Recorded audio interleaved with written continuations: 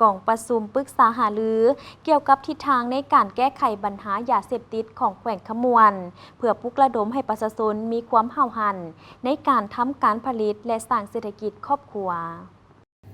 กองประชุมได้จัดขึ้นในวันที่5 พฤศจิกายน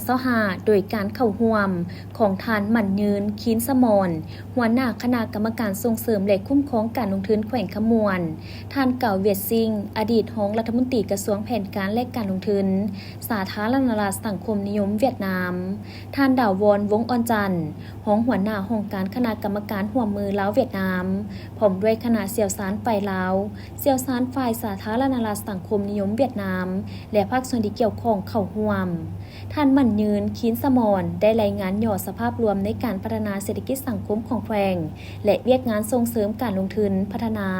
อยู่เขตเศรษฐกิจพิเศษท่าแขกซึ่งมาฮอดปัจจุบันแม่นได้อนุมัติการลงทุนภายในและต่างประเทศจำนวน21บริษัทในนั้นมีบริษัทภายใน10บริษัทบริษัทต่างประเทศ7บริษัทและบริษัทร่วมมือกับต่างประเทศ4บริษัทแยกเป็นประเภทกิจกรรมระบบสร้างการขนส่งโลจิสติกส์4บริษัทประเภทอุตสาหกรรม9บริษัทการค้าการบริการ8บริษัทมีเนื้อที่เซาสัมปทานทั้งหมด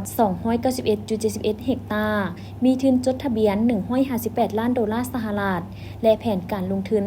338 ล้านดอลลาร์โอกาสนี้คณะเสี่ยวสารฝ่ายลาวและเวียดนามได้ยกบางปัญหาขึ้นเพื่อแลกเปลี่ยนเป็นต้นการจัดตั้งปฏิบัติแผนพัฒนาเศรษฐกิจสังคมของแขวงขมวนในระยะ10เดือนที่ผ่านมาสามารถจัดตั้งปฏิบัติได้คือแนวใดรวมถึงการคาดคะเนหมดปีจะบรรลุได้คือแนวใดปัญหาราคาสินค้ามีการเปลี่ยนแปลงและหนิ่งติ่งได้มีมาตรการแก้ไขคือแนวใดการเก็บรายรับของงบประมาณการดุลเดี่ยงงบประมาณรายรับรายจ่ายระหว่างแขวงกับศูนย์กลางปัญหาพ้นเด่นเกี่ยวกับการท่องเที่ยวการเก็บรายรับจากการท่องเที่ยวการเก็บรายรับตามท่าแห้งของแขวงและนำใช้ทรัพยากรที่มีอยู่ได้อย่างมีประสิทธิภาพคือแนวใดรวมถึงบรรดากลไกต่างๆที่ศูนย์กลางได้กำหนดออกในด้านเวียกงานต่างๆว่ามีความเหมาะสมหรือบ่พร้อมนี้คณะเสี่ยวสารฝ่ายสาธารณรัฐสังคมนิยมเวียดนามก็ได้เสนอบางปัญหาที่แขวงขมวนจะต้องได้สุมใส่บุกทะลุเพื่อแก้ไขปัญหาทางด้านเศรษฐกิจของแขวงให้ได้รับการพัฒนาดีขึ้นคือการปรับปรุงการบริการปรับปรุงขอดการดำเนินเอกสารทางด้านการลงทุนให้ว่องไวขึ้น